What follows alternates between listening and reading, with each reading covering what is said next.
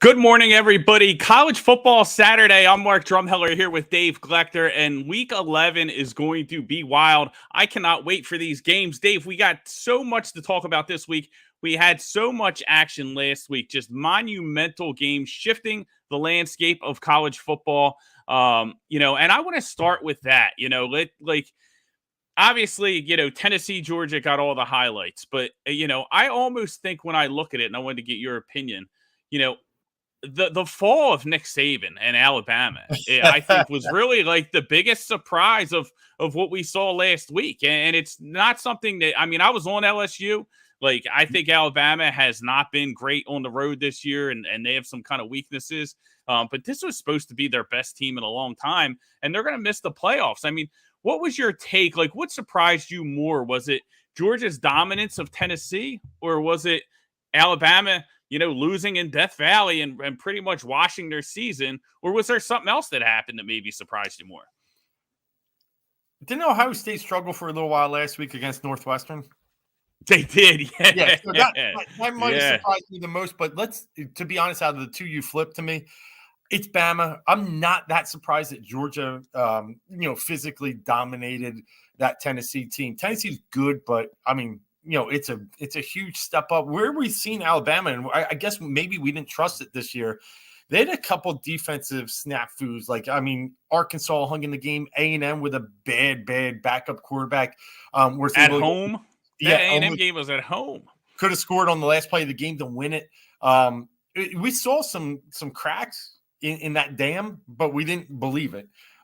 Now we believe it. And it's just surprising to me with Will Anderson and all this talent you have on defense. It's not as much as the offense to me because they've been a little dinged up, but it's the defense, how bad they are defensively.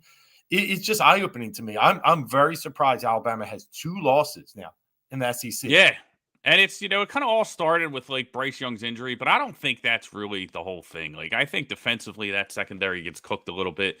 They just don't seem to be able to put teams away like they used to in the past. And maybe that does have to do with Young's injury and the combination of him, getting hurt. And then, the receivers, I think, are not kind of what we're used to seeing out of Alabama's receivers. Brooks, they got some guys there that can play, but it's just not the same type of explosiveness. So, I thought last week was kind of crazy, kind of shifts the balance. Now TCU sneaks into the top 4. I'm going to talk about that game in a little bit, but what's your take on just the playoffs? Like, how do you see this thing shaking out? Like, do you think Tennessee can still get back into it? Or do you think, the Pac-12 champ is going to be live now? Whether that's Oregon, USC, or UCLA. Like, I think those, huge games in the Pac-12 coming up these next couple of weeks. Yeah, let's just cross USC off the list. Travis Dye is going to be too much for them to overcome his injury. Yeah. That was tough, man. That's tough. That's tough versus a bad Colorado team, too. Like, to lose them in a game that you're going to win by 50 anyway, that's just tough. But speaking of the playoffs right now, the way I look at it is 2 or 3 of these teams won't be there when it's all settled. And I think TCU is probably one of them. They almost got to go perfect, and that's tough. Even the next 2 games today, they're a 7-point dog, and then they go to Baylor next week, who's starting to turn on a little bit. Really, really tough mountain to climb for them. It's got to fall the right way. And now Tennessee's all back in. I thought, one loss to Georgia wasn't going to kill them, but the Alabama loss makes it even better for them. Like, they're going to sit here and not make the SEC title game. All they need Georgia to do is win out. And they probably still need Bama to win here or there, right? But now you got wins against LSU and Bama, 2 top 10 teams. Like, I think Tennessee's got a great case even if they don't make the title game. And then I look and you talked about, I think Pac-12 finally gets a team. I think one of those teams is going to run the table. And I lean towards Oregon. They've found something since – and I read something about keeping Bo Nix in a game against when they were down 49-3, and they didn't score on the last drive. Almost was a turning point for the team with Dan Lanning just saying, hey, we need more reps. We need confidence. I'm not giving up week 1, which is tough to do down 49-3, right?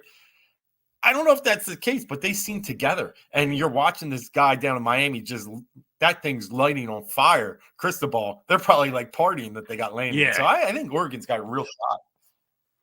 Yeah, I think it's probably. I mean, we'll see how these next couple games play out, but I think that I wouldn't count UCLA out, man. Like they get USC next week again. USC injury problems all year, right? Mario Williams, those guys. Now Travis Dye goes down last night. I don't see any reason why they can't hang 50 on USC like Utah did, and kind of stay in that game, and then they're going to end up. UCLA. The rest of their road is. Cal and Arizona, I think. So like they're going to put up big numbers. I think that they're going to, all the way to the Pac-12 title game, which is it's on a neutral in Vegas. So that first game against Oregon and Eugene, they never punted. They kicked a couple field goals, they missed the onside kick, and they ended up losing by 15. But I think on a neutral, it could be a different story. So I wouldn't count the Bruins out quite yet. I mean, listen, Oregon obviously the better team, top to bottom, but on a neutral. With two teams that can score and can't play defense, anything can happen. Yeah, no, I think UCLA is live. Oh man, DTR versus Bo Nix. Hard to trust, right? Yeah, but I actually have to say Bo right now. I know it's incredible.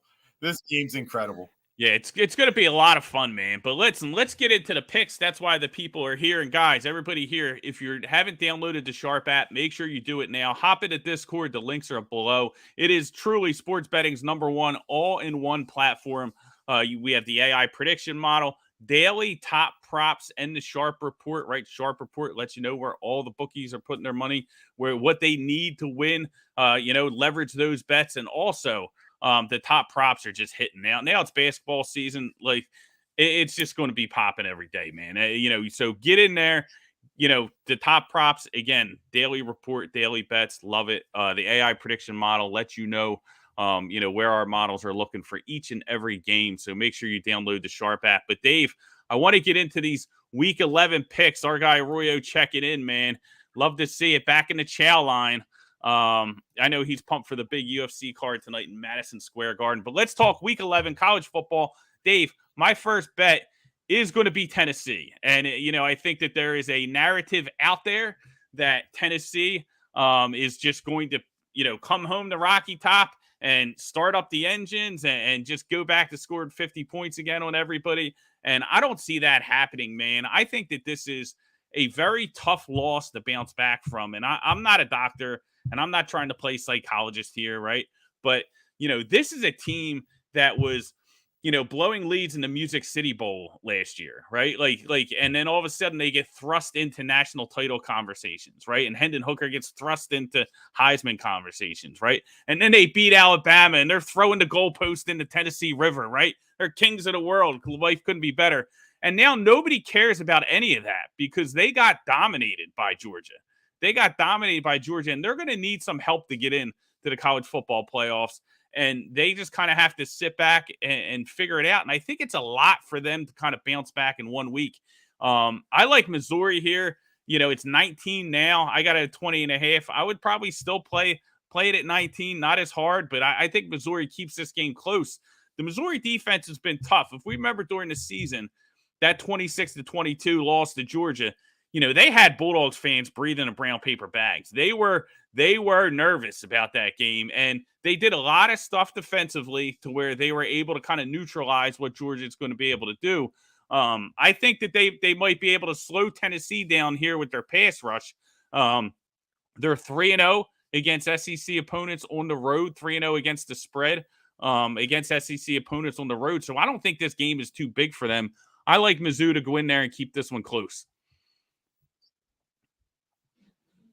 I love it. Last week, I actually, we didn't have a show. Mizzou was one of the teams I did like, and they came up a little short, a little late, let up a late touchdown. I respect Missouri is really where I'm at. Respect the game they played. Last week, I want to say it was, in the low to high teens.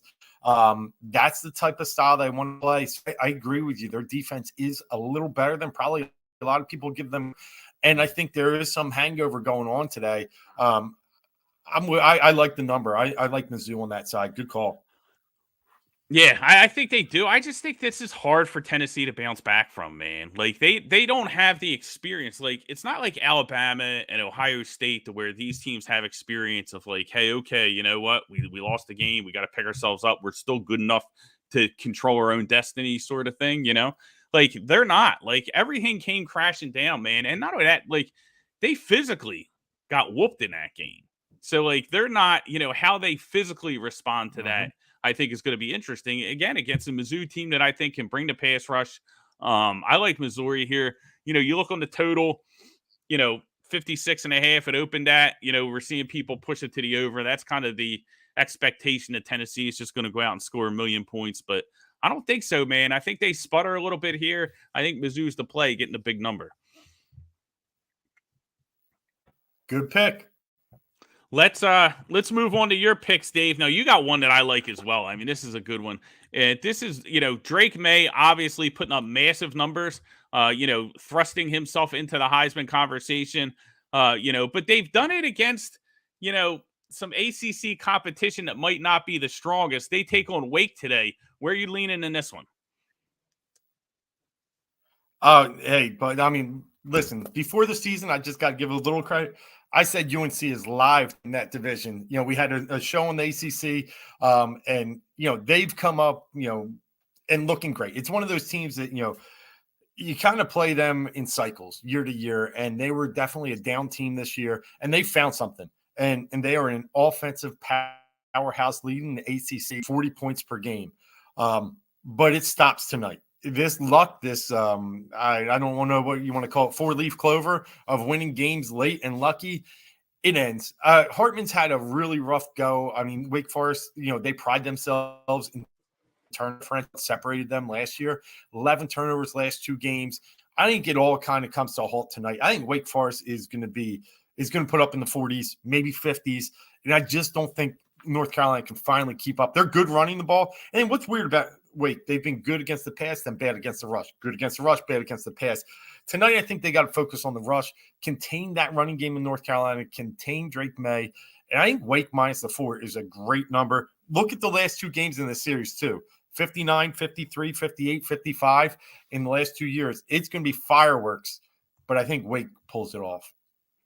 Yeah, I agree with you, man. It's been a rough year for Wake. I'm on their team total under, so hopefully, they drop one. I don't think they're going to drop it today. I think they need to lose like one more for me to catch that one. But I like this spot here for them. Coming off a tough part of their schedule, and again, I just think that this is a lot for UNC. Not playing Virginia this week, so I think Wake's going to be able to move the ball and kind of take advantage. Let's get into our second game. Dave, this is a team that I know is near and dear to you. The Florida State Seminoles laying a touchdown now at Syracuse. This one opened at 6 points, went all the way up to 8.5, and now we're seeing some buyback to get it back down to the key number behind the orange. But I'm not on that side. I think that this is Florida State's game to lose. I think it's kind of slowly falling apart for the orange. Like, I'm not saying that they were fraudulent earlier in the season. But, when you look back at some of the recent games, that game against Clemson, they got gift wrapped 4 turnovers. They looked awful last week. And I think Florida State's solid all around, man. I think Florida State's going to be able to run the ball on them. I think Jordan Travis is going to be able to put up some points. And, it's probably going to be, Del Rio Wilson, for Syracuse, a quarterback, and who I like. I think is much more talented than Schrader, but also you're going to get that inexperience making those mistakes. I think the Florida State Seminole defense will be able to get after them. I like them here laying this number. I just think it's going to be, this Syracuse team's just going to kind of limp down the stretch here these last couple of weeks. And, this number is probably a little bit short. I mean, I know, laying 7 with, Florida State on the road sounds kind of crazy, but I think they win this one pretty comfortably. I like it. I mean, there was a lot going into last week's game for Florida State, and I liked them in that matchup, and it was a similar number, and they absolutely blew the doors off Miami. And I think that bodes well going into this week. If they would have had that emotional, last-second win and just, we got Miami, but they actually got to shut that thing down by the third quarter. And now they really focus on, hey, that was nothing. We just beat a bad team. They don't even have to think about the rivalry anymore and just keep moving on. And I think that's what Mike Norvell is doing, and he's doing it very well. Let's look at their 3 losses this year. I mean, they lost to NC State, which they just absolutely gave that game away. They We're gave up that game 17, away. Yep. 3 at half, right? The Wake Forest game, okay, they lost by 10. They had 2 bad turnovers in the end zone. And Clemson, you could lose to Clemson. But 3 decent teams they lost to. They beaten LSU, let's not forget, and some other good teams. Louisville now, really good win. Looks a lot better now. I think I can't go back. And then when I look at Syracuse, I just go back to the Notre Dame game. Notre Dame ran the ball at will down Syracuse's throat. Estime, it was just too easy every single time. And when they had to, they dumped off to a big guy in Michael Mayer. Well, Florida State's got a big guy in Johnny Wilson too. I just think this is a physical mismatch, put it that way. And I think Florida State's strengths are Syracuse weaknesses. So I like your pick here as well. I mean, not to ride both so far, but I've loved them both. And I do think Florida State wins this one with margin. Yeah, I like it. I mean, I think, going back to the Miami game and, Georgia Tech before that, right? Like, you're seeing the maturity of the team, like, going out and being able to handle business and just smash these teams that they're supposed to smash. You know what I mean? Like, they don't let them hang around. It's not like the old Florida State where you got to hold your breath every time they take the field. And I think that really just shows how this team matured during the season, starting with that, monumental win against LSU, which looks even better. There are earlier wins that we might not have gave them a ton of credit for, LSU, Louisville, some of those wins look a lot better now, and I think that, they're going to exert their dominance here. And I think they're going to beat up Syracuse pretty good. I think the market's going to have to adjust Syracuse down after this game. So there it is. Lay the touchdown with Florida State. I think it's solid. Like I said, this number was already up to 8.5, it's points yesterday. So there's been a little fluctuation. A little resistance in the market, but I do think it's the right side. Dave, let's get into your second play. And you're looking at the Tulane UCF game. This is a very interesting game. I think a lot of people have eyes on 2 teams that have really stepped up this season. Where are you firing on this one? I'm all in on the Green Wave. And we did this a couple years ago. Baby. When we were running this show a couple of years ago, I think it might have been the COVID season or right before, Tulane was a green wave of cash. And I still remember that. Looking back over their past 5 years at home, they're 26-11 against the spread. And today they get their biggest game in the history of their program at home. Kids are going to be down on Bourbon Street or wherever that is, getting their 3-for-1s and then getting all tuned up going into this game. I think it is a prime, ripe, big spot for Tulane to shine. We've seen these situations where these places that don't get a lot of hype and action, when they do, they go rocking. And I think that's what's going to be there in Tulane today. I think that's going to be a decided advantage. Looking at on the road, Gus Malzahn with UCF, 3-5 straight up on the road since he's taken over UCF. So really doesn't shine away from home. And then, look at the teams overall. And that's really where I laid my sword to say on this one. The strength of UCF is their run game. Very good, can dominate there. The strength of Tulane, the running defense. Top 20 national in rush EPA. Yards per carry is 3.5. They're really good with the rush defense. I think when you look strength, weakness, if they can shut down that part of UCF's game and make them throw the ball, it just sets up well in that loud environment. On neutral field, I think UCF should be favored by 2 or 3. At home, I respect the Tulane home field advantage. I will take the Green Wave today. Yeah, I like it. I think it's a solid play. It's going to be a fascinating game. I mean, I am on the other side on this one. I did take some UCF. I just think that UCF defense a little underrated. Number 1 in college football in the red zone, right? They held opponents to opponents scored touchdowns only 33% of the drives, 12 of 36 drives this year. So they've done a good job in the red zone, and I just think kind of in a close game. I don't love it in the sense that, I kind of went back and forth of where, I think if it really comes down to a close game, I like UCF's chances. But I also think that there's a factor of where, hey, if UCF gets down and this crowd is going to be going crazy, Tulane could really start pouring it on. And it might not be that type of game. You know what I mean? So, it's kind of tough to wait. But both teams, awesome this year. A lot of fun to watch. It's going to be one of the sneaky, exciting games to watch today. So I can't wait for it, man. Tons of good games on the board, man. I love it. And one thing you got to respect, Tulane's 8-1 against the spread this year too. Look, we see those situations where that does Green change. wave of cash, baby. Yeah, they're not going to sit here and go 12-13-1, but they have a really, really good shot at making one of those New Year sixes. Then, being that Power 5 team or non-Power 5 team that represents in one of those big New Year's Day games. So, and there's a lot on the line for Tulane today. We talked about it before the season. The American could pump out a really good team, right? And it's looking like it could be Tulane. We were thinking Houston. They fell apart early. We got off them. I don't think it's Cincy. It's one of these teams that's playing today. Yeah, the people are liking Tulane. Like I said, I'm on UCF, but it's going to be it was a tough call. It was a close game, but I think you're in good shape there with Tulane as well. The home crowd, I think, could be a big difference. I can't wait to watch that one. So we're split on that pick, but listen, we got one more set of picks to do, Dave, here, and this is one I can't wait to get your take on because this is another one of them games where I'm like, maybe I'm crazy. I don't know. But TCU, number 4 in the college football playoffs, right? Everything on the line. Goes to Texas, total 65.5. This one opened at 7. It's been fluctuating back and forth. Sharp guys on Texas, it seems like. A lot of people expect the Longhorns to win with margin. Dave, I'm on TCU. I'm on the other side. I think this number is advantageous, especially you get it over the key number with the 7.5. And I'm going to explain to you why, and you can tell me why I'm nuts here. But, if we're on paper, Texas is the better team. Getting off the bus, Texas looks like the better team. Top to bottom, they got the talent. They got Worthy, they got Robinson, they got all the guys, Ewers, all that, right? This TCU team finds ways to win, right? Yep. And that could run out. Quentin Johnson's banged up. He's going to give it a go. The ankle hurts. Totally understand. But they score points. They average over 40 points on the road. Like they're top 10 in points per drive this year. The offense scores. And I know that there's some talk, the defense coordinator Texas did great against Leach's air raid offenses. Does that translate? We'll find out, right?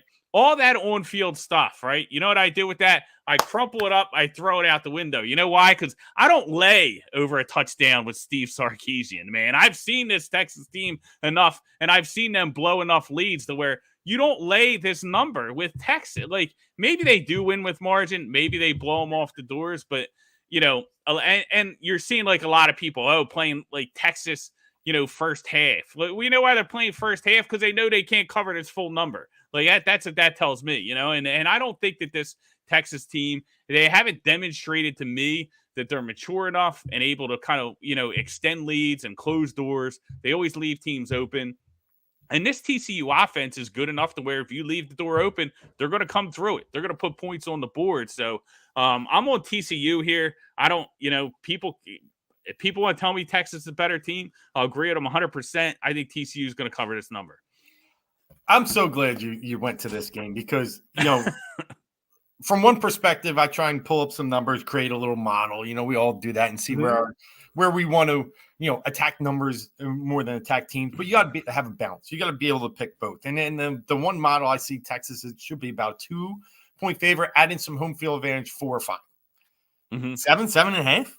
7, 7, man. I just like if I don't get it, and then it tells me is the line telling me something? That famous quote. Well, that doesn't always work. I mean, we've been there, done that, and sometimes it does, sometimes it doesn't. And for me, my value is on TCU, and I just think if I'm going to bet this game, I'm going to ride what my model says, what my heart says, what my mind says, and what I've seen with my eyes. And that's at TCU's dogs, like you said. I remember that Kansas game. Kansas loses their starting quarterback. Bean has to come in. They come all the way back. They almost have a chance to win that game. But no, TCU rips it off. They've just been tough as nails all year. And I think this disrespect, Sonny Dykes coming over here has changed his team's identity more than anything. We thought it was going to change the offense, and it has. Don't get me wrong. But the identity of this team has been huge. They lost their way a little bit with Gary Patterson the last couple of years. And now they're back to being just that dog, and I just love them. So I'm glad you brought this up because everything part of me says the line tells me Texas. Yep. The line tells you Texas. The data tells you, hey, you know what? Texas is the better team, but this is It's a This is, very big number for a team. And again, like the one thing, and I understand, like Texas has played a million. I mean, TCU's played a million big games in a row, and mentally that takes a toll, right? You yeah. know what I mean? Like every game is like their Super Bowl, like week in and week out. And now they got to pick themselves up and go to Texas now, and it's a tough place. It's going to be a tough environment, but they there also something has to be said that like when they get down, like they have confidence that they can come back. And when Texas gets up, they have confidence they're going to fall apart. Like, Yeah. like they know mentally they're going to give up these leads. So I don't know, man. Maybe I'm crazy here, but I think the value is with TCU. I think this is a pretty big number for Texas to cover at home. I haven't seen them do it this year, so I'm on the Frogs. Whether they win the game, I don't know, but I don't care. I'll take 7.5. Well, I'm with you. I think the week to probably fade the Frogs is probably next week. I'm telling you, look at that Baylor game. Keep That an eye on Baylor what game, Baylor yeah. does today. In Waco is going to be tough. So I think they got a little more gas this week. That's a disrespectful number, and they're playing a in-state rival. And I know Baylor's in Texas. I'm pretty good at geography. Yeah, But this is a little closer than. But I'm just saying, this is one that it's going to be. Lights are on for this one. TCU's good, right? I don't think they're one of the top 4 teams in the nation. I'm just putting that out there. But they're going to fight and claw and try and prove it to us that they are. All right. So listen, one more bet on the board, Dave, and I think we're going to stay in Texas. We are, and that's what I'm just doubling up here. This Texas Tech team, I mean, they're 4-5, and they're playing a 6-3 Kansas team today. Kansas now, eligible, right? But they're bowl eligible. Mm-hmm. They're cruising. They had a good win last week. I think it was against OK State. And Texas Tech on the other side, it's just battered, right? They've gone through quarterback after quarterback after quarterback, and now Shaw's back, I guess. Tyler Shaw, who was supposed to be their starter coming out of camp, but had some injuries, and then they flipped it to, what was it, Donovan Smith, and that young kid was Barron. But anyway, what I'm getting at is it looks like Shaw came back in at the end of last week in a bad loss, and maybe they have some stability for once at that position. Understand Texas Tech is pretty good offensively. They're 11th in the nation in passing offense. They decide not to run the ball, and that's fine by me, especially when you're facing a Kansas team that doesn't do so well in defense. I mean, Kansas overall is in the bottom 30 in both rush and pass defense in the nation. And then Texas Tech on the other side, they're 46th in pass defense. They're not great at rush either, 81st, but they're good enough to kind of settle and I think hold Kansas at bay. And I think they've taken enough bruises over this year with the schedule that I think today there's a lot of value in them at -3.5. They're going to be the more hungry team trying to get into a bowl game. Like I said, it's not that we're going to sit here and say Kansas is content. They're probably not, but I think similar to some other teams we've seen starting to leak oil a little bit, I think we're finally getting some value on the other side. So I'll take Texas Tech, the Red Raiders, with maybe finally their starting quarterback, take the Jayhawks down today. Nice. And what's that number you got there? 3.5. 3.5? Texas Perfect. Yep. Hey, listen, Yep. best way to get the best number is how, right? Download the Sharp app. You'll get all the odds from all your favorite books. Guys, tremendous show today. Had a ton of fun. And these next couple weeks are just going to be incredible as we dive right into bowl season. But, like I said, so much volatility still, even in the college football playoff. You look at all the teams, Georgia, still going to have the SEC championship, right? LSU has been improving each week. Not saying LSU can win, but who knows? It's been a crazy year. Ohio State, big showdown coming up with Michigan in a couple weeks. And then the rest of it's kind of, up in the air. Does Tennessee get in there? Does TCU hang on? Does the Pac-12 get into the mix? What are we going to see down the stretch? We know Clemson's dead. They're probably out of the way, but Alabama out of the way. So it'll be interesting. It'll be a lot of fun to come, as we come down the stretch here, but we're going to break it on down each Saturday. So guys, stick with us. We appreciate you hanging in. We'll see you next week. Hopefully everyone cashes their bets. Hop in the Discord over to Sharp app and let's make some money. Good luck, everybody. We'll see you next week.